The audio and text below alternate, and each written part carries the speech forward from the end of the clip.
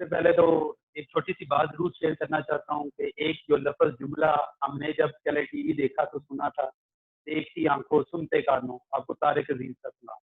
तो एक मशहूर पर्सनैलिटी बेटा वो आज इस दुनिया में क्या वो नहीं रहे, कल रहमत फरमा आगे। तो कोशिश कीजिएगा उनका हमारी क्या कैरेक्टर बिल्डिंग में पाकिस्तानी की बहुत बड़ा रोल है। तो आप सबसे रिक्वेस्ट है कि जब आप नमाज पढ़े उनके लिए एक दफ़ा जो है वो फातिहा खानी जो है वो अव्वल आखिर दुरूद शरीफ, एक दफ़ा अलहम्द शरीफ और 3 दफ़ा कुल शरीफ पढ़ के उनके लिए दुआ ज़रूर, क्योंकि कह लें कि मोरली उन्होंने पाकिस्तान की कौम को बहुत अच्छा जो है वो गाइड किया था। जब भी हो सके टाइम तो यूट्यूब पे कभी उनके ओल्ड आपके पास तारिक अजीज शो के नाम से या नीलामगर के नाम से उसके प्रोग्राम से वो सुनिएगा, बहुत ज़्यादा इंफॉर्मेटिव होते थे वो और इंटरटेनमेंट भी होती। एनीवे बेटा बिस्मिल्लाहिर्रहमानिर्रहीम, काम की तरफ आते हैं अपने। आज जो हमारे पास टॉपिक है बेटा, यूनिट जो हमने डिस्कस करना है वो है केमिकल इनर्जेटिक्स का। केमिकल इनर्जेटिक्स जो आपकी बुक में आपके पास थर्मोकेमिस्ट्री के नाम से एक चैप्टर है, उसमें हम देखिए नाम से ही जाहिर है कि केमिस्ट्री की वो ब्रांच जिसमें जब कोई केमिकल रिएक्शन होता है तो उस दौरान होने वाली हीट चेंजेस को ऑब्जर्व करते हैं।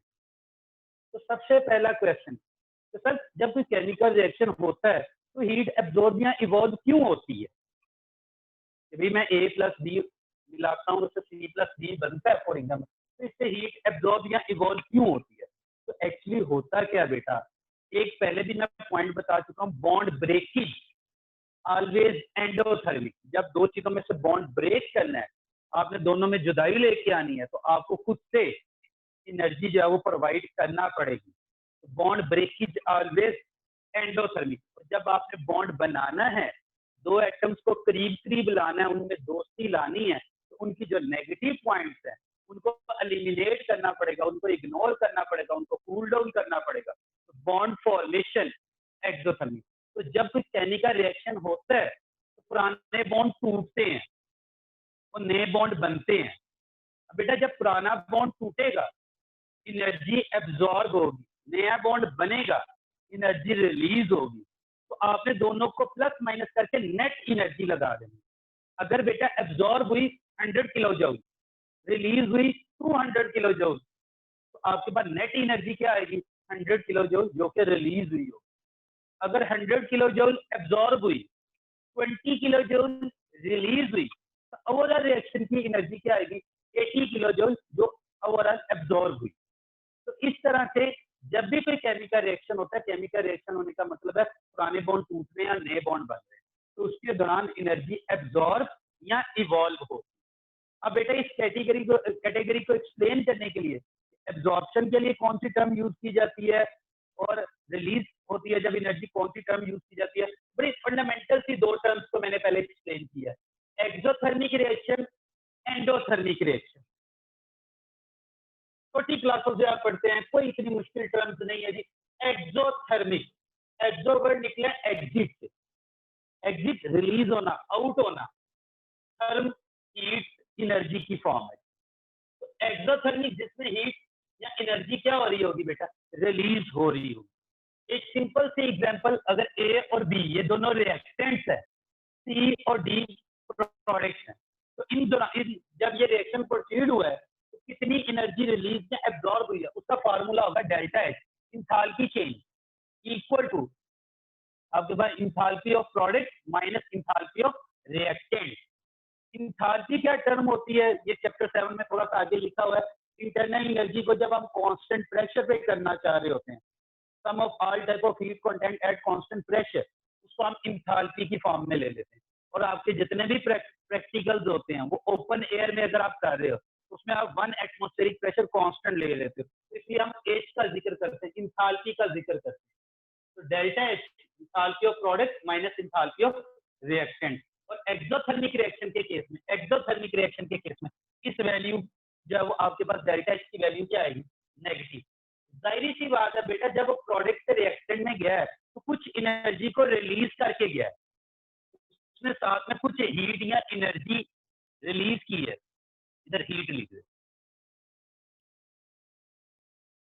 तो भाई, अगर इसकी 100 सर आपका माइक ऑफ हो गया है।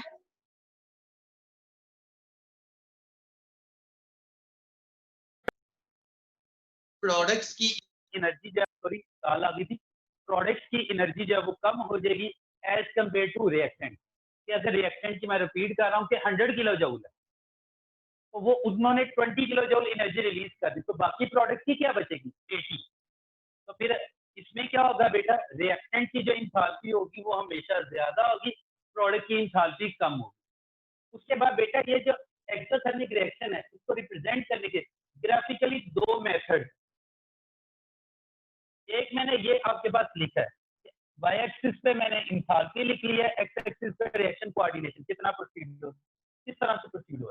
तो बेटा अभी बताया ऊपर एक्सोथर्मिक रिएक्शन में रिएक्टेंट की इंथैल्पी ज्यादा, प्रोडक्ट की कम। जब वो रिएक्टेंट प्रोडक्ट में चेंज होंगे तो एनर्जी को रिलीज करेंगे, तो बेटा delta H P H R, तो एच पी नीचे है वो कम है, एच आर ऊपर है वो आपके पास ज्यादा है, तो कम वाली वैल्यू में से ज्यादा वैल्यू को माइनस करेंगे, आंसर नेगेटिव में आएगा, तो रिएक्शन एक्सोथर्मिक। एक दूसरा ये बेटा चैप्टर नंबर 11 में इस चीज को ऑब्जर्व करेंगे, इस ग्राफ को, जब आप एक्टिवेशन एनर्जी का कॉन्सेप्ट पढ़ते हो। एक्टिवेशन एनर्जी वो एनर्जी होती है जहां पे जाके आपके पास एक एक्टिवेटेड कम्प्लेक्स बनता था और कोलिजन इफेक्टिव हो जाती थी, रिएक्टेंट प्रोडक्ट में कन्वर्ट होना शुरू हो जाते थे। तो बेटा रिएक्टेंट ये है, प्रोडक्ट ये है, एक्टिवेशन एनर्जी तक पहुंचे, प्रोडक्ट में कन्वर्ट हो गया प्रोडक्ट। अब बेटा रिएक्टेंट की एनर्जी ज्यादा, प्रोडक्ट की कम, तो आपके पास यही रिएक्टेंट की ज्यादा, प्रोडक्ट की कम, तो ये किसको एक्सप्लेन कर रहा है, ये एक्सप्लेन कर रहा है एक्सोथर्मिक। रिएक्टेंट की ज्यादा इंथैल्पी, प्रोडक्ट मैंने कम इंथैल्पी पे शो की। और अगर मैं कहूं तो बेटा ये वाली एनर्जी एक्स है और ये वाली एनर्जी वाई है, तो मैं कहूंगा टोटल। सर आपकी वीडियो स्टॉप हुई है। अच्छा सॉरी,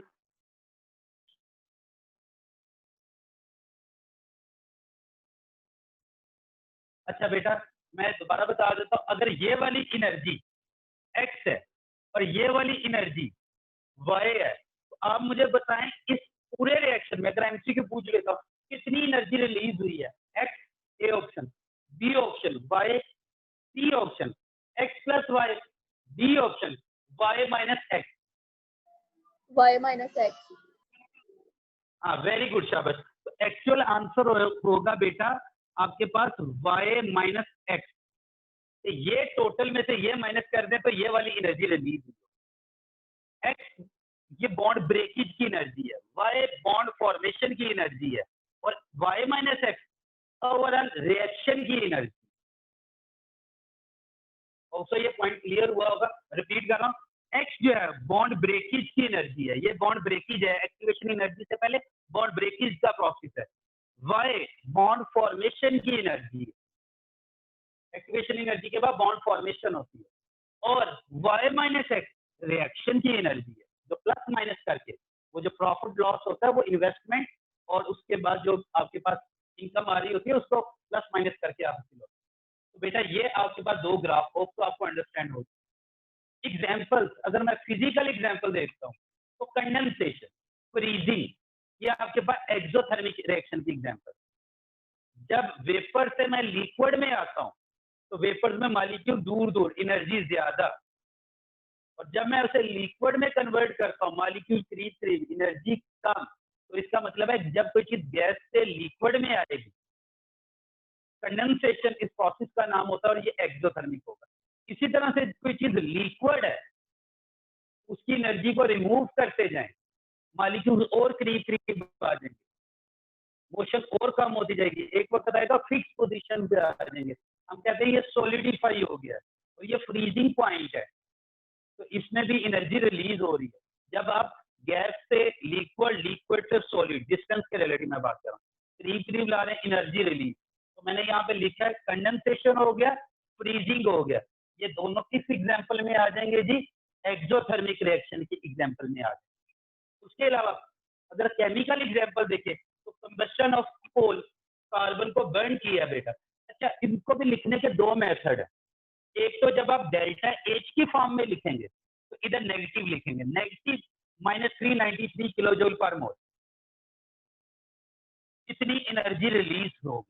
दूसरा क्या है, दूसरा मेथड बेटा ये, क्योंकि ये आपके पास रिलीज हुई है तो इस पे ऐसा भी लिख सकते हैं कि डेल्टा एच ये प्रोडक्ट में आएगी plus 393 kilo joule.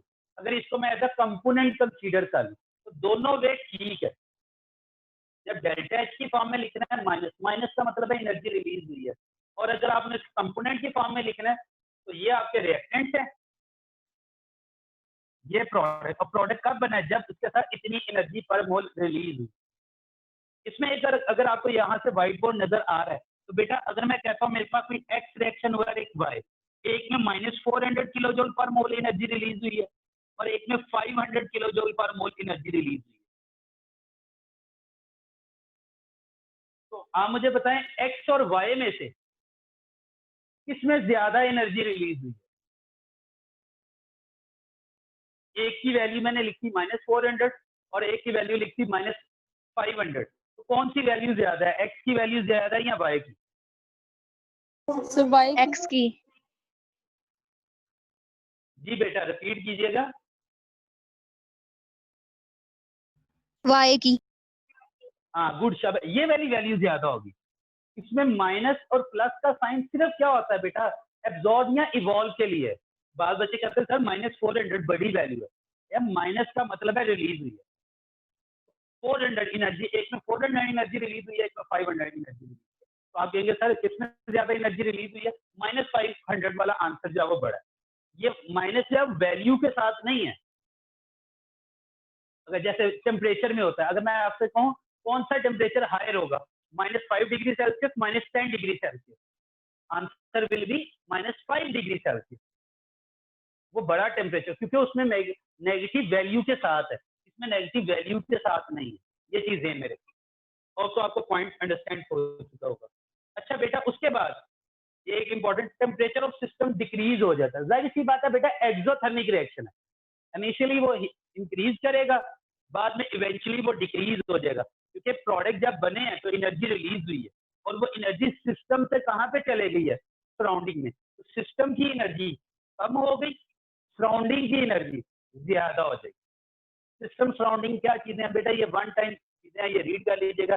Anything under observation system, और जो एनीथिंग एल्स सिस्टम सराउंडिंग, एक स्पॉन्टेनियस जो खुद ब खुद होते थे, नॉन स्पॉन्टेनियस जो एक्सटर्नल फोर्स की हेल्प से होते थे, इरिवर्सिबल जो सिर्फ रिएक्शन प्रोडक्ट में कन्वर्ट हो सकता है, और रिवर्सिबल जिसमें प्रोडक्ट को वापस रिएक्शन में भी कन्वर्ट कर सकते हैं। ये डिफरेंट टर्म, फंडामेंटल टर्म्स है, ये बुक में लिखी है, वो देख सकते हैं। तो यहाँ पे ये 2 पॉइंट्स मैंने लिखे। टेम्परेचर ऑफ सिस्टम आपके पास डिक्रीज हो जाता है, जाहिर सी बात है जब सिस्टम से एनर्जी सराउंडिंग में जा रही है, अपनी सिस्टम की एनर्जी कम हो रही है तो temperature decrease, system temperature of surrounding increase. तो जब हीट सराउंडिंग में जा रही है तो सराउंडिंग का टेम्परेचर इंक्रीज हो जाएगा। तो एक्सोथर्मिक रिएक्शन के रिलेटिव ऑल्सो आपको पॉइंट क्लियर हो गए होंगे। अब आते हैं बेटा एंडोथर्मिक रिएक्शन की तरफ, फिर दोनों को कंपैरिजन के बाद कोई प्रॉब्लम होगी वो पूछ लीजिएगा। एंडो वर्ड ड्राइव हुआ है एंटर से, एंडोथर्मिक हीट का एंटर होना, एनर्जी एब्जॉर्ब, ऐसा कहने का रिएक्शन जिसमें एनर्जी जो है वो आपके पास एब्जॉर्ब होगी, उसको हम क्या नाम दे देंगे, एंडोथर्मिक रिएक्शन। रिएक्टेंट प्रोडक्ट, इसमें H3 - HR वो पॉजिटिव, क्यों पॉजिटिव, प्रोडक्ट कब बन रहे हैं, जब इसके अंदर कुछ हीट वैल्यू ऐड कर रहे हैं। मतलब मैं कहता हूँ बेटा रिएक्टेंट की एनर्जी थी 100 जूल, मैंने उसे 20 जूल एनर्जी उसने एब्जॉर्ब की तो प्रोडक्ट बन गया। तो प्रोडक्ट की क्या एनर्जी होगी, 120 जूल। तो प्रोडक्ट की एनर्जी रिएक्टेंट की एनर्जी के मुकाबले में ज्यादा हो जाती है।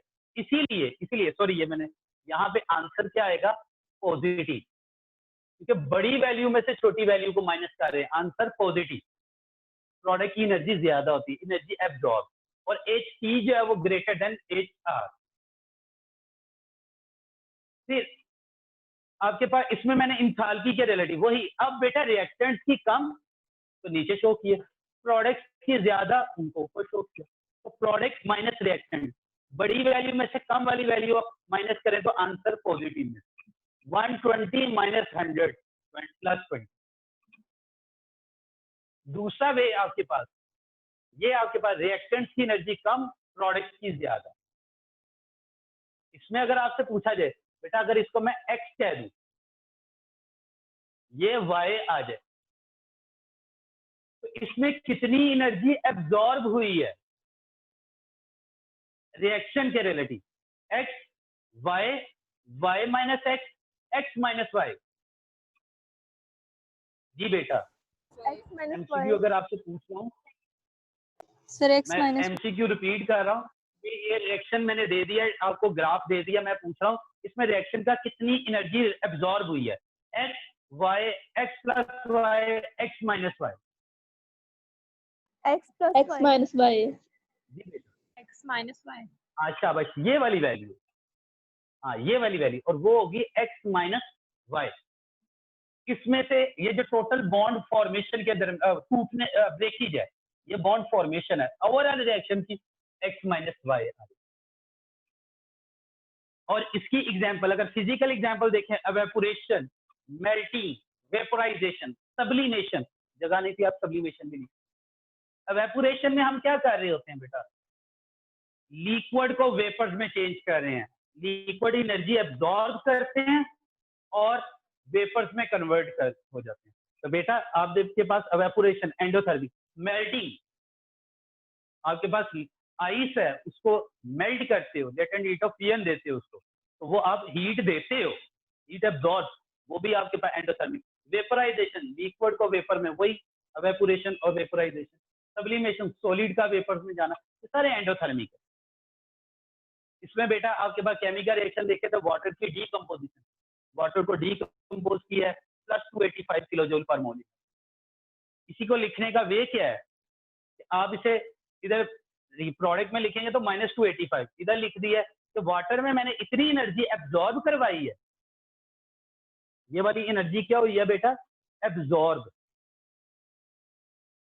रिएक्टेंट में हुई है ना, तो उससे ये प्रोडक्ट बन गया। एब्जॉर्ब हुई है एंडोथर्मी, और प्रोडक्ट की इंथैल्पी ज्यादा होती है। अगर मैं आपसे एमसीक्यू पूछता हूँ, ये गैस थी, इसे मैंने लिक्विड में चेंज किया, ये एक्सोथर्मिक है एंडोथर्मिक है? जी बेटा, सर एक्सोथर्मिक। ये एक्सोथर्मिक होगा, नेगेटिव में वैल्यू आएगी। पानी के लेटेंट हीट ऑफ वेपोराइजेशन अगर आपने पढ़ी हो तो वो तकरीबन 42 किलो जूल पर मोल थी, तो ये माइनस 42 आ जाएगी क्योंकि वो कंडेंसेशन में आ जाएगा उसी वैल्यू को। फिर एक मैंने ये एमसीक्यू बेटा इसलिए लिखा है कि आपकी बुक में बड़ा कॉमन एमसीक्यू है, heat absorb eight constant pressure and heat absorb at constant volume.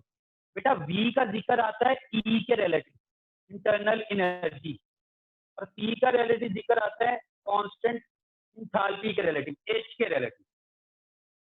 इसलिए ये आपके एमडी कैड का हिस्सा उसने आउटलाइन में नहीं दिए हुए, तो मैंने वो वर्बली बता देता हूँ इनका आपको डिटेल करने की। इंटरनल एनर्जी क्या है? Sum of potential energy plus kinetic energy.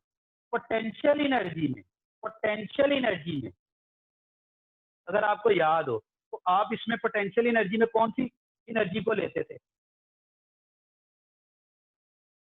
किसी को याद हो? All types of chemical bonds.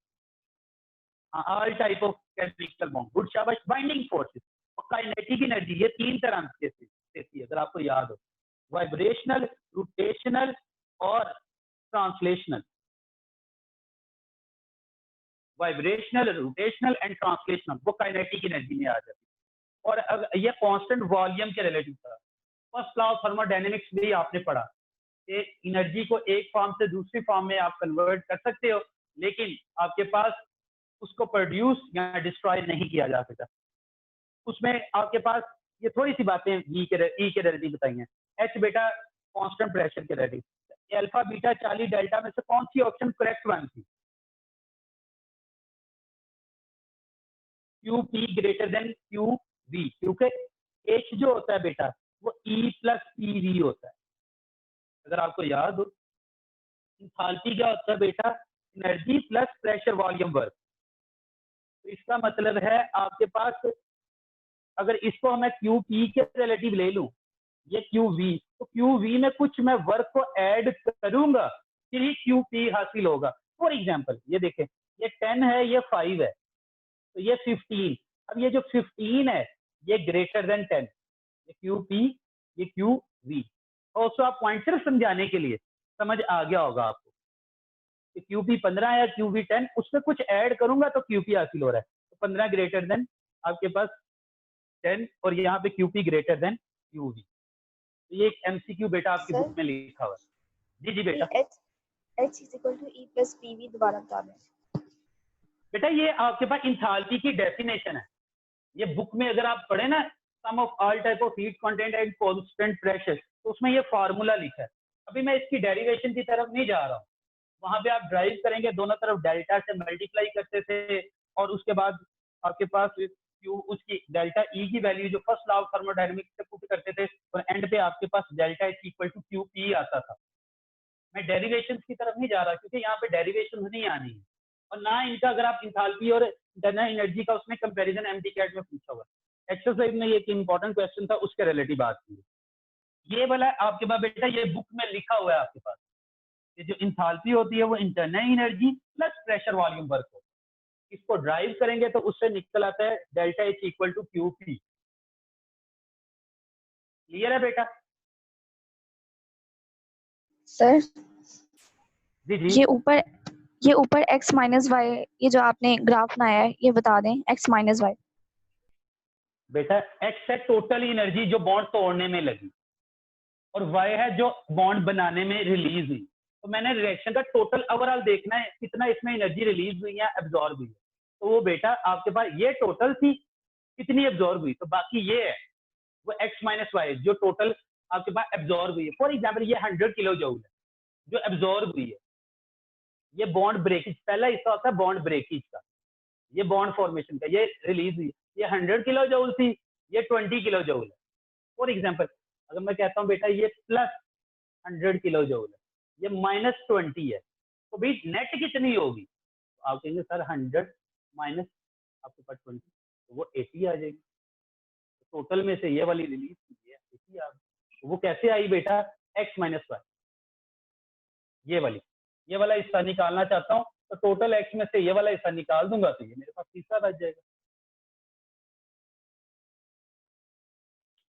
Ji clear हो रहा है पॉइंट बेटा? और सर ये एक्सोथर्मिक में y माइनस एक्स भी बता दें।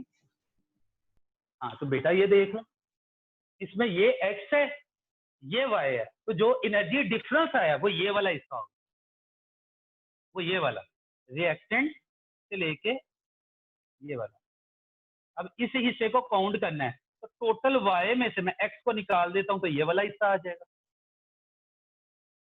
टोटल y में से x को निकाल देता हूं तो बेटा ये वाला हिस्सा आ जाएगा, वो y माइनस एक्स हो जाएगा। ठीक है बेटा? Yes sir. अच्छा जी बेटा, एक्सोथर्मिक और एंडोथर्मिक क्लियर हो गया बेटा? Yes, sir. अच्छा अगर मैं आपसे क्वेश्चन पूछता हूँ बेटा कि अगर वो कहता है कि कोई केमिकल रिएक्शन करवाया मैंने, उसमें overall enthalpy of formation is greater then enthalpy of bond breakage, तो ये रिएक्शन किसकी एग्जांपल होगा? एक्सोथर्मिक की होगा या एंडोथर्मिक? अगर इंथाल्पी ऑफ फॉर्मेशन ज्यादा है और इंथाल्पी ऑफ बॉन्ड ब्रेकेज वो कम है? Exothermic. एक्सोथर्मिक।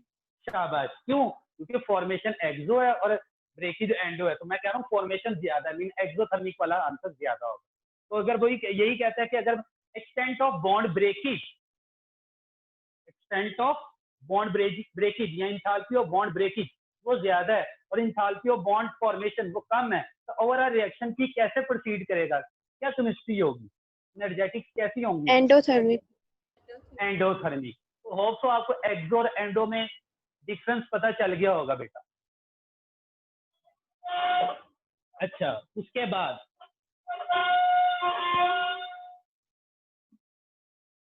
बेटा मैंने यहाँ पे कुछ फैक्टर्स हीट ऑफ रिएक्शन को स्टडी करने के लिए या इंथाल्पी ऑफ रिएक्शन को स्टडी करने के लिए कुछ फैक्टर्स लिखे हैं जो इस इंथाल्पी ऑफ रिएक्शन को के ऊपर डिपेंड या जिन पे ये इंथाल्पी ऑफ रिएक्शन डिपेंड करता है। तो इंथाल्पी ऑफ रिएक्शन की बेटा जब आप बुक से डेफिनेशन लिखेंगे तो वो क्या लिखेंगे कि जब certain moles of reactant as indicated in balance chemical equation react with each other to form certain moles of product. The heat released or absorbed during this chemical reaction is called enthalpy of reaction under standard condition. कि जब हम balance chemical equation को देखते हुए reactants को आपस में मिलाते हैं और उसके नतीजे में जो प्रोडक्ट्स बनते हैं और जितनी एनर्जी एब्जॉर्ब या इवॉल्व होती है उस एनर्जी उस हीट का नाम इंथैल्पी ऑफ रिएक्शन है अंडर स्टैंडर्ड कंडीशन। अब बेटा किन फैक्टर्स पे ये डिपेंड कर रहा होता है? Physical state of reaction reactants and product. Physical state ये अभी पीछे पढ़ा आपने बेटा। अगर मैं वाटर को सॉलिड फॉर्म में ले लूंगा और उसे वेपर्स में कन्वर्ट कर रहा हूँ तो उसकी इंथैल्पी डिफरेंट होगी। लिक्विड में ले लूंगा उसे वेपर में कन्वर्ट कर रहा हूँ उसकी इंथैल्पी डिफरेंट होगी। सॉलिड को मैं वेपर में कन्वर्ट करूंगा तो वो इंथैल्पी ऑफ सब्लिमेशन हो जाएगी। लिक्विड को मैं वेपर्स में कन्वर्ट करूंगा तो वो इंथैल्पी ऑफ वेपराइजेशन आ जाएगी। तो फिजिकल स्टेट में मैटर कर रही होती है इंथैल्पी, ठीक है। फिजिकल स्टेट या वो थ्रू हीट चेंज हो रही होती है। तो पहला point physical state of reactant and product. इसका मतलब है जब केमिकल रिएक्शन को दे रहा होगा तो बेटा आपको फिजिकल स्टेट को देखना पड़ेगा। और ये बहुत ज्यादा इंपॉर्टेंट हो जाता है जब आप बोर्न हाइब्रिड साइकिल को पढ़ते हैं, ठीक है। डायरेक्ट रिएक्शन से आप इंथैल्पी ऑफ रिएक्शन NaCl की निकालते हो वो तो 411 निकलती है, लेकिन उसकी लेटेस्ट एनर्जी जब बात करनी है वो -787 है, क्योंकि उसमें हमने क्या कहा हुआ है गैसियस आयन से, फिर हमें उसको पहले गैस में कन्वर्ट करना पड़ेगा। इसका मतलब है सबसे पहले इंथैल्पी को स्टडी करने के लिए आपको फिजिकल स्टेट क्या होती हैं बेटा? जो रिएक्शन के नीचे जैसे यहाँ पे लिखना पड़ती है हमें जी जी जी, ये जो लिखता हूँ बेटा गैस है, लिक्विड है, एक्वस है, ये इसकी फिजिकल स्टेट हो जाती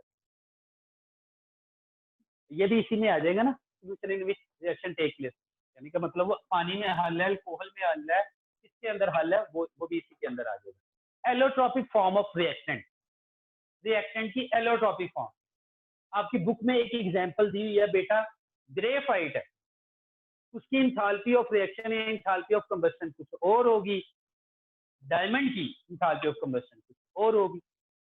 ग्रेफाइट है उसका मेल्टिंग पॉइंट कुछ और है, आपके पास डायमंड है उसका मेल्टिंग पॉइंट कुछ और होगा ड्यू टू देयर इंटरेक्शन। तो ये फिजिकल स्टेट पे भी बेटा इंथैल्पी जो हीट चेंज है वो डिपेंड कर रहा होता है, क्योंकि उसका स्ट्रक्चर डिफरेंट हो जाता है। टेम्परेचर एंड प्रेशर, ऐसी बात है बेटा, फिजिकल स्टेट ने डिपेंड करना है टेम्परेचर और प्रेशर पे, तो इनडायरेक्टली जो डेल्टा एच होगी वो टेम्परेचर और प्रेशर पे भी डिपेंड करेगी। तो टेम्परेचर जो हम वैसे स्टैंडर्ड लेते हैं बेटा यहाँ पे वो 298 केल्विन लेते हैं, 25 डिग्री सेल्सियस, और प्रेशर हम 1 ATM लेते हैं जो कि हमारा एटमॉस्फेरिक प्रेशर कंसीडर करते हैं। और उसके अलावा solution in which reaction take place, मतलब आप उसे पानी में डिसॉल्व किया हुआ है, अल्कोहल में डिसॉल्व किया हुआ है, दोनों के रिलेटिव इंटरेक्शंस डिफरेंट होंगी, दोनों की इंथैल्पीज डिफरेंट आए। तो ये मेन फैक्टर्स है जिनके ऊपर बेटा ये डेल्टा एच की वैल्यू डिपेंड करेगी। या जब हमने डेल्टा एच की वैल्यू को फाइंड आउट करना है, इन फैक्टर्स को ध्यान में रखें। फिर एक नोट, नेचुरली जब हम किसी भी एलिमेंट की इंथैल्पी को अंडर नॉर्मल कंडीशन कंसीडर करते हैं बेटा तो उसको जीरो ले लेते हैं। सर क्या मतलब बेटा? फॉर एग्जांपल अगर आपके पास हाइड्रोजन है, ओपन एयर में हाइड्रोजन अंडर नॉर्मल कंडीशन किस स्टेट में है? आपके पास ऑक्सीजन O2G की फॉर्म में, गैस की फॉर्म में। तो अगर मैं आपसे पूछूं O2G की फॉर्म में तो इसकी इंथैल्पी क्या होगी? तो आप कहेंगे सर जीरो होगी। एक्चुअल जीरो नहीं होती, आपने आर्बिट्रेरी जीरो ले लेनी है, उसी से बेटा कंपैरिजन करना आसान हो जाता है। क्लोरीन है उसकी जीरो ले लें, जो भी आपके पास अंडर नॉर्मल कंडीशन किसी फिजिकल स्टेट में वो पड़ी हुई है चीज, तो वो वहां पे उसकी इंथैल्पी क्या ले लेते हैं? जीरो, ताकि आपके पास डेल्टा को मेजर करना आसान हो जाए। अदरवाइज आपने पढ़ा हुआ इंथैल्पी को काउंट करना, एब्सोल्यूट इंथैल्पी को वो पॉसिबल नहीं होता। हम हमेशा चेंज को मालूम करते हैं, तो चेंज जीरो के रिलेटिव रख के करना। नहीं, अगर फॉर एग्जाम्पल बेटा चेंज से क्या मुराद होता है, मैं अक्सर क्लास में एग्जाम्पल देता हूँ। भाई आपकी पॉकेट में हर एक स्टूडेंट के डिफरेंट पैसे होंगे, पैसे सबके डिफरेंट है, लेकिन अगर मैं कहता हूँ मैं सबसे 10 रुपीज ले लेता हूँ, तो सब में अगर चेंज देखेंगे, चेंज वो इक्वल आया, चेंज 10 का है, किसी के पास 100 थे वो 90 रह गए, किसी के पास 50 थे वो 40 रह गए, किसी के पास 30 थे वो 20 रह गए। चेंज इक्वल आया। अच्छा तो मैं सबको 50-50 रुपए दे देता हूँ तो चेंज सेम होगा। किसी के पास 100 है वो 150 हो गया, चेंज 100 150 में 50 का आया। किसी के पास 20 है वो 70 हो गए, तो 20 और 70 के दरमियान चेंज 50 का। तो भैया अगर मैं जीरो भी कंसीडर कर लूंगा मुझे कोई फर्क, आपके पास कोई पैसे नहीं है तो चेंज तो आपका सेम आना, तो हमने चेंज ही लेना होता। तो स्टैंडर्ड में हम क्या लेते हैं, नॉर्मली इंथाल्पीज को जीरो ले लेते हैं। पॉइंट अंडरस्टैंड करें। जैसे जैसे मैं आपको बताता हूँ, आपने एक टर्म पढ़ी थी शी, स्टैंडर्ड हाइड्रोजन इलेक्ट्रोड। वहां पे हम हाइड्रोजन के इलेक्ट्रोड का पोटेंशियल क्या कंसीडर कर लेते हैं, जीरो। वहां पे लिखा हुआ है आर्बिट्रेरीली जीरो, ताकि हम इससे जब दूसरी वैल्यू को कंपेयर करें तो जो दूसरे की वैल्यू हो हम कह रहे वही है, क्योंकि एक से सभी को कंपैरिजन करना है, उसकी वैल्यू को कुछ भी रख, ज्यादा बेहतर है जीरो रखें। इसलिए उसने कहा फ्री स्टेट में जब हम नॉर्मली किसी की इंथाल्पी की बात करेंगे तो हम जीरो ले रहे हैं। अच्छा जी, उसके बाद कुछ ये हीट ऑफ रिएक्शंस के रिलेटिव कुछ इंथाल्पीज हैं बेटा, वैसे तो ये जुबानी आपको आनी चाहिए। Enthalpy of formation, enthalpy of formation बेटा ये पॉजिटिव भी हो सकती है, ये नेगेटिव भी हो सकती है, हीट एब्जॉर्ब भी हो सकती है और evolve. when 1 mole of compound is formed from its relevant element, इसमें शर्त ये है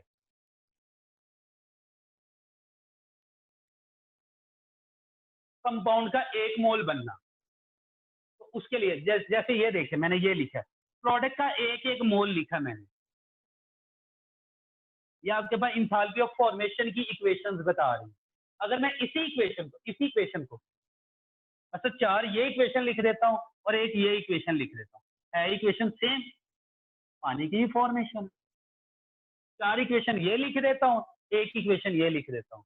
मैं कहता हूँ कौन सी इंथाल्पी ऑफ फॉर्मेशन को एक्सप्लेन नहीं कर रही, तो आप कहेंगे सर ये वाली एक्सप्लेन नहीं कर रही। एमसीक्यू बन गया भी, A B C D delta. मैं कहता हूँ कौन सी इंथाल्पी ऑफ फॉर्मेशन को एक्सप्लेन नहीं कर सकती है, किसके थ्रू आप इंथाल्पी ऑफ फॉर्मेशन, तो कैसे पता चला। इंथाल्पी ऑफ फॉर्मेशन में शर्त है कि आपने कंपाउंड का 1 मोल बनाना है। यहाँ पे कंपाउंड के कितने मोल बनाए हैं, 2। तो ये इंथाल्पी ऑफ फॉर्मेशन को एक्सप्लेन नहीं कर रही है। इंथाल्पी ऑफ प्लस भी वैल्यू हो सकती है, माइनस। इसमें एक बेसिक सा क्वेश्चन बच्चा पूछा, सर फॉर्मेशन है और आपने अभी बोला था फॉर्मेशन हमेशा एक्सोथर्मिक होती है, तो यहाँ पे प्लस का क्यों साइन लगाया, आप कह रहे हैं प्लस भी हो सकती है माइनस भी।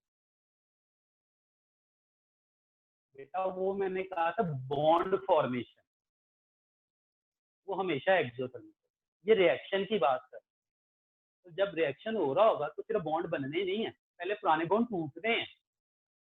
वो अगर पुराने बॉन्ड टूटते वक्त ज्यादा एनर्जी एब्जॉर्ब हो गई है, नए बॉन्ड बनते वक्त कम एनर्जी रिलीज हुई है, तो वो प्लस में भी वैल्यू आ सकती है। जैसे आपने पहले एन के बॉन्ड तोड़ने थे, ओ के बॉन्ड तोड़ने थे, फिर NO बनना है, तो ये वाली बॉन्ड तोड़ते वक्त ज्यादा एनर्जी एब्जॉर्ब हुई, बनते वक्त कम एनर्जी रिलीज हुई, तो ओवरऑल रिएक्शन प्लस में भी जा सकता है। तो ये वैल्यू प्लस भी हो सकती है, माइनस भी हो सकती है। और हाँ, इसमें एक मैंने यहाँ पे पॉइंट लिखा है, जो स्टेबिलिटी ऑफ प्रोडक्ट है वो डिपेंड कर रही होती है कितनी एनर्जी रिलीज हुई। अगर फॉर एग्जाम्पल इसमें इस तरह से कह देता हूँ कि मेरे पास 2 रिएक्शन है, इधर ही मैं एक्सप्लेन कर देता हूँ।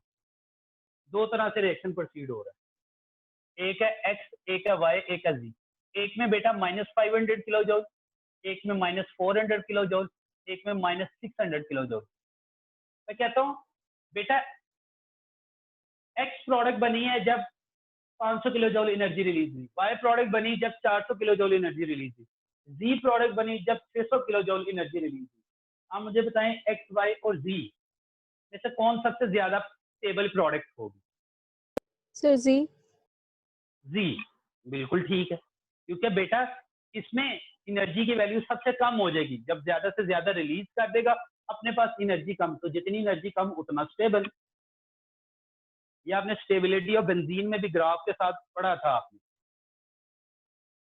तो जितनी एनर्जी ज्यादा रिलीज करता जाएगा इसका मतलब है प्रोडक्ट में एनर्जी कम, तो वो उतना स्टेबल होता जाएगा। अगर मैं आपको इन तीनों रिएक्शन में से पूछूं, इन तीनों में से कहता हूँ बेटा कौन सा सबसे स्टेबल प्रोडक्ट होगा इन तीनों के रिलेटिव, तो आप कहेंगे सर ये वाला, इसमें ज्यादा एनर्जी रिलीज हो रही है, इसमें तो एब्जॉर्ब हो रही है। एब्जॉर्ब का मतलब ये प्रोडक्ट उतना अनस्टेबल हो गया, जितनी एब्जॉर्ब होगी उतनी एनर्जी ज्यादा, तो ये आपके पास इसमें ज्यादा एनर्जी रिलीज, जितनी एनर्जी ज्यादा रिलीज होगी उतना प्रोडक्ट आपका स्टेबल होगा। तो इंथैल्पी ऑफ फॉर्मेशन क्लियर है बेटा? सर इसमें फिर हम ये कह सकते हैं कि एक्सोथर्मिक रिएक्शंस जो है वो ज्यादा स्टेबल होते हैं, उनकी प्रोडक्ट्स उनके ज्यादा स्टेबल होते हैं, बिल्कुल। देखिए ना और बेटा, वो शुरू में एंडोथर्मिक भी के लेस। एक्सोथर्मिक में जब हम करते थे रिएक्शन को तो प्रोडक्ट नीचे आ जाते थे, ग्राफिकली मैंने बताया था। प्रोडक्ट नीचे आने का मतलब है उनकी एनर्जी कम होगी, अब जिसकी एनर्जी कम है वो उतना स्टेबल है। जब हम एंडोथर्मिक का मतलब कि आप किसी को हीट दे रहे हो, उसको ग्राफ में देखें, अगर आपको वो ग्राफ दो याद है, जब हमने एक्सोथर्मिक रिएक्शन किया था, रिएक्टेंट इधर है, प्रोडक्ट इधर आ गई, तो हम कहेंगे एक्सोथर्मिक रिएक्शन में products are more stable than reactant. और एंडोथर्मिक रिएक्शन में वो इस तरह से था कि रिएक्टेंट ये है, प्रोडक्ट ये है। तो एंडोथर्मिक रिएक्शन में product are unstable as compare to reactant. बेटा जिसकी जितनी एनर्जी ज्यादा होती है वो उतना अनस्टेबल, जिसकी जेब में जितने ज्यादा पैसे होते हैं उसे उतनी आखिर आई होती है। जैसे मैंने आज उधर जाना है, इधर जाना है, शॉपिंग करनी है। अच्छा, थोड़ी सी डिस्कशन एंड पे कर लेंगे, ये कुछ टर्म्स को मैं जरा जल्दी से बता देता हूँ बेटा। इसी तरह एंथैल्पी ऑफ कंबस्शन है, यहाँ पे जो टर्म है वो ये है, बर्निंग 1 मोल ऑफ सब्सटेंस। ये इंपॉर्टेंट है बेटा, 1 मोल सब्सटेंस को आपने बर्न करना है, जितनी एनर्जी रिलीज होगी वो क्या कहलाएगी, एंथैल्पी ऑफ कंबस्शन। इसमें बर्निंग है तो हमेशा एक्सोथर्मिक प्रोसेस हो, यहाँ पे प्लस का साइन नहीं आना।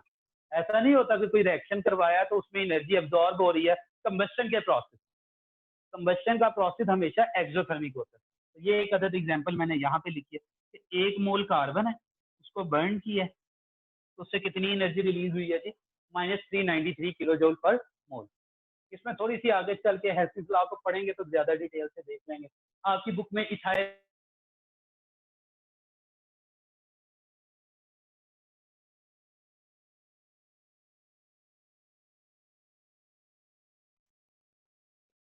एथेनॉल को जब हम करते हैं तो -1367 किलो जूल पर मोल की एनर्जी रिलीज। अच्छा, ये मैंने एक छोटा सा काम छोड़ा हुआ था, कैलोरीफिक वैल्यू, क्योंकि मैंने एक जगह पढ़ा था तो ये मुझे अच्छा क्वेश्चन लगा तो मैंने वो नोट कर लिया। कैलोरीफिक वैल्यू पहले बताएं क्या होती है। 1 ग्राम किसी भी चीज का बर्न किया उससे जितनी एनर्जी रिलीज होती है बेटा उसको हम कैलोरीफिक वैल्यू कहते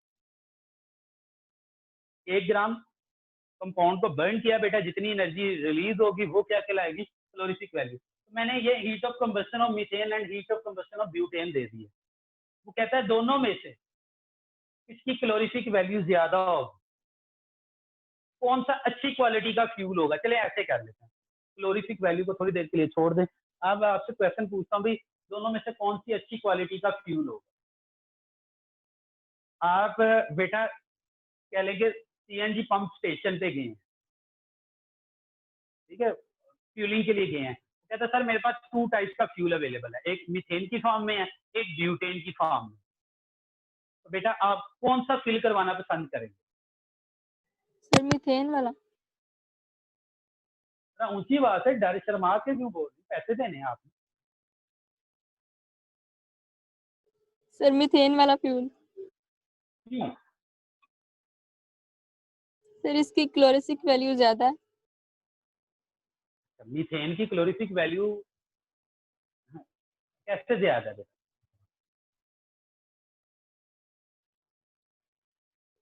सर इसकी जो एंथैल्पी ऑफ कंबस्शन है उसको इसके मोलर मास से डिवाइड करेंगे तो 1 ग्राम की कैलोरीफिक वैल्यू आ जाएगी, तो वो मीथेन की ज्यादा है। गुड शाबाश, क्योंकि बेटा आप कहेंगे सर ये जो डाटा दिया हुआ उसने पर मोल के रिलेटिव दिया हुआ, वहां पे हम पर मोल के रिलेटिव कैलकुलेशन नहीं करते, वहां पे हम ग्राम लीटर कहते हैं ना, 10 केजी इसमें सीएनजी भर दें, या पेट्रोल होगा तो वो लीटर्स में होगा, तो वहां पे जो गैस होती है वो केजी में आपके पास ले रहे होते हैं। तो बेटा ये पर मोल के लिए है, और इसके 1 मोल में 16 ग्राम है, तो इसका मतलब है 16 ग्राम जब मीथेन बर्न हो रही है उससे 900 किलो जूल एनर्जी रिलीज होगी। तो 1 ग्राम के लिए बेटा कितनी रिलीज होगी? 900 डिवाइडेड बाय 60, 900 डिवाइडेड बाय 60। तो इसको करके देख लेते हैं। चले, आपके पास 8 से कर लें तो आपके पास, या 4 से कर लेते हैं। 4, यहाँ पे क्या आएगा 2, 2, 5, फिर 4 से करें तो आपके पास 4, 5, और फिर आपके पास 2, 6, 6.25, ये आ जाएगा आंसर। ये आ जाएगा बेटा मीथेन के लिए।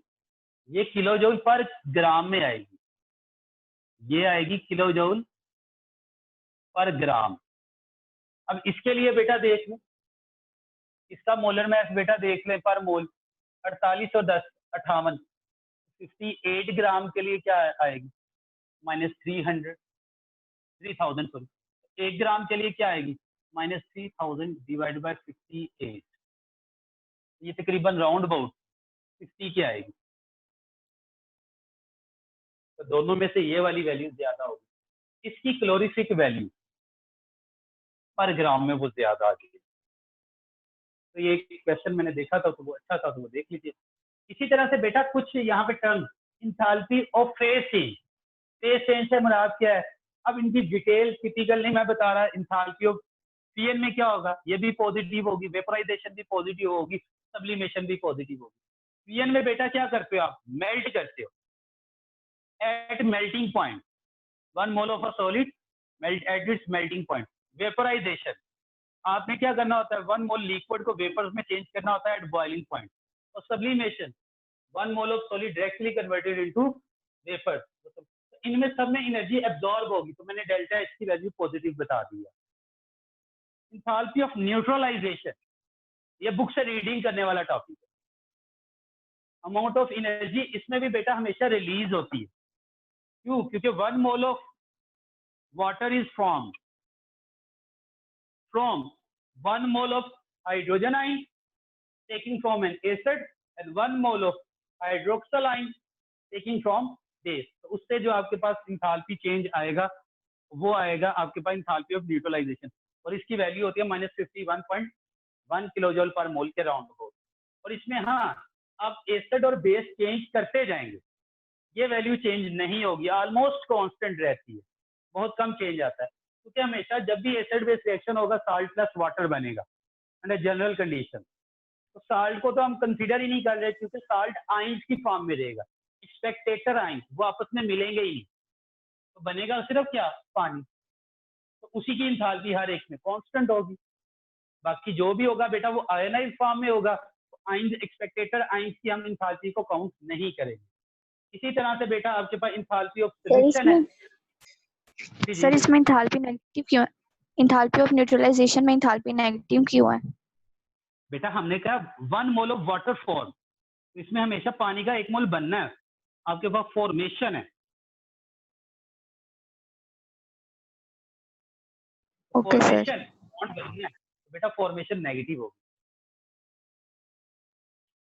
क्लियर है बेटा? Amount of yes sir. Energy release when 1 mole of ionic water is form from 1 mole of hydrogen ions taken from an acid and 1 mole of hydroxyl ion taken from base, उसके relative बेटा।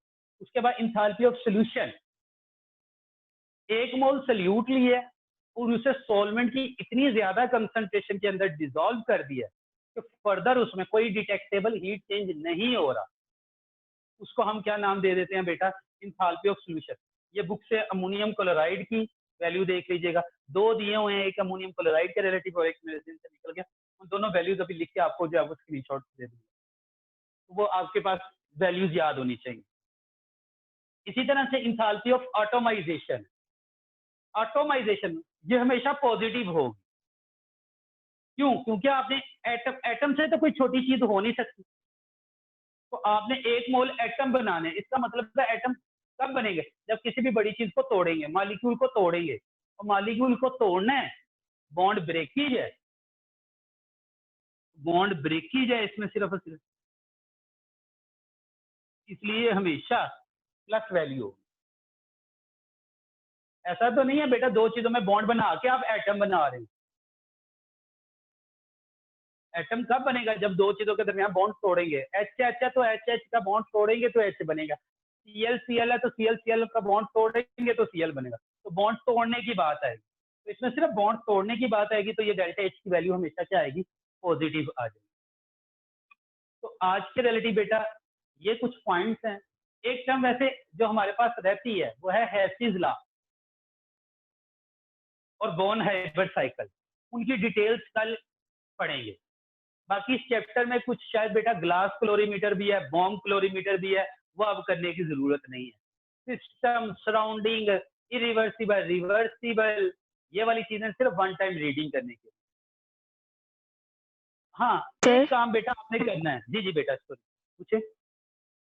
Sir जी ये क्लोरीफिक value वाला जो ये MCQs है, please इसको एक मरतबा रिपीट कर दें। सिर्फ इसका ये जो आपने कन्वर्जन की है उसको। क्या बेटा क्लोरीफिक वैल्यू क्या होती है? क्लोरीफिक वैल्यू क्या होती है? किलो जूल पर ग्राम। किलो जूल पर ग्राम। और ये आपके पास क्या है? मोल है। तो मोल को ग्राम कैसे निकालते? उसको मोलर मैथ से डिवाइड कर। तो बेटा ये उसने उसके पर मोल में दे दिए। क्लोरीफिक वैल्यू है पर ग्राम के लिए। तो बेटा -900 किलो जूल पर मोल था, और एक मोल मीथेन हो तो उसमें उसका कितना मोलर मैस होगा? 16 ग्राम। तो 16 ग्राम के लिए -900, 1 ग्राम के लिए -66.525 आपके पास जूल पर ग्राम, किलो जूल पर ग्राम। ये इसकी क्लोरीफिक वैल्यू आ गई किसकी? मीथेन। अब मैंने क्लोरीफिक वैल्यू मालूम करनी है ब्यूटेन की। अब ब्यूटेन बेटा इसका मोलर मैस वो होता है 58। 12 into 4 48 plus 10 58। तो 58 ग्राम के लिए इतनी एनर्जी रिलीज हुई है। 1 ग्राम के लिए कितनी होगी? ये बेटा बाद दफा क्योंकि वहां पे कैलकुलेटर अलाउ नहीं होगा, तो आप कैलकुलेशन को सिंपल, क्योंकि ऑप्शन आपने बतानी होती है, तो कोई एग्जैक्ट आंसर नहीं, आपने करेक्ट ऑप्शन बतानी होती है। तो 58 को मैं ये 60 के करीब करीब है, इससे कैलकुलेशन सिर्फ जरा आसान हो जाएगी। मैंने इसलिए देखे, मैंने एग्जैक्ट 50 नहीं लिखा, 50 के राउंड अबाउट लिखा। अगर मैं इसको 60 लिख देता हूँ 58 की जगह, तो ये देखिए ये कितना आसान 50 आ जाएगा। 50 नहीं भी होगा, 51 होगा, 52 होगा। नीचे वाली वैल्यू को थोड़ा सा बढ़ा दिया, आंसर थोड़ा सा बढ़ जाएगा।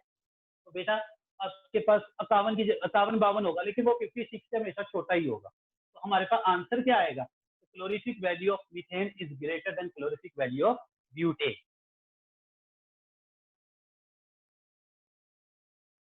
क्लियर हो रहा है पॉइंट बेटा?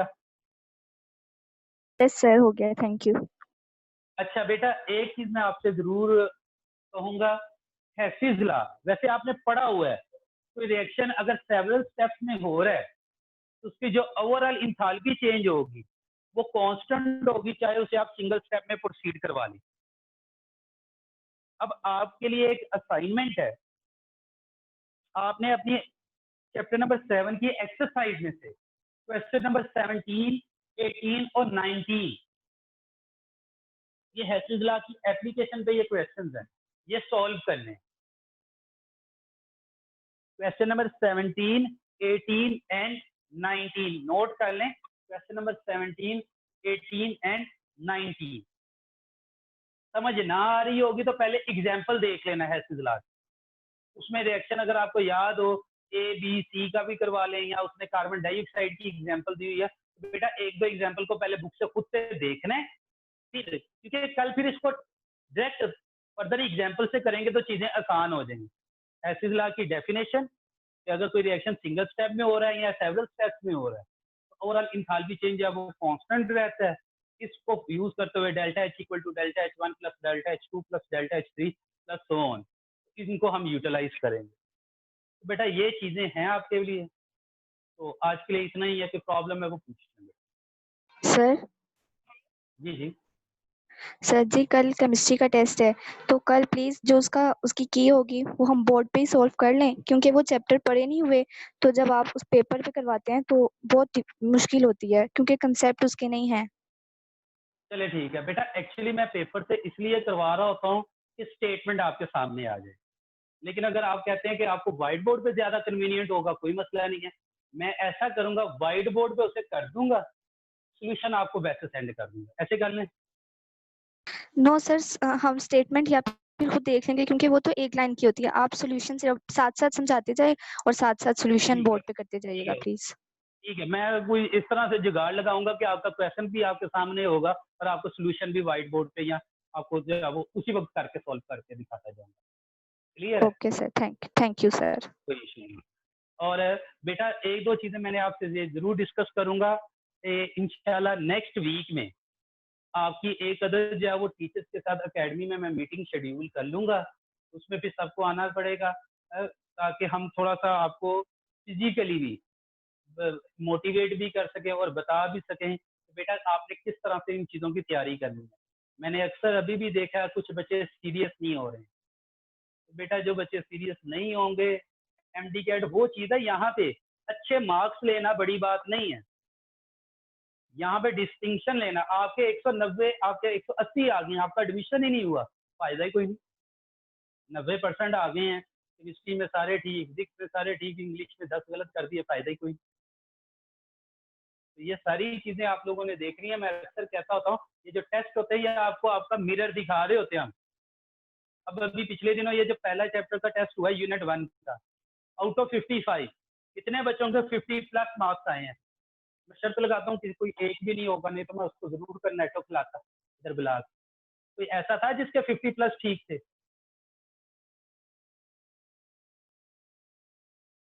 लंबी खामोशी। 40+ वाले कितने थे जी? जी तुसी तो कट्ठा छट्टा खोल देते। आप शुक्र करें आप क्लासों में नहीं है, नहीं तो बड़ी अच्छी इज्जत अफजाई होती है।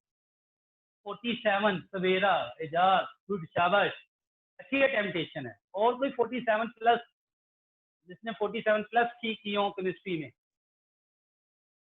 47 नूर फातिमा, गुड, शाबाश। और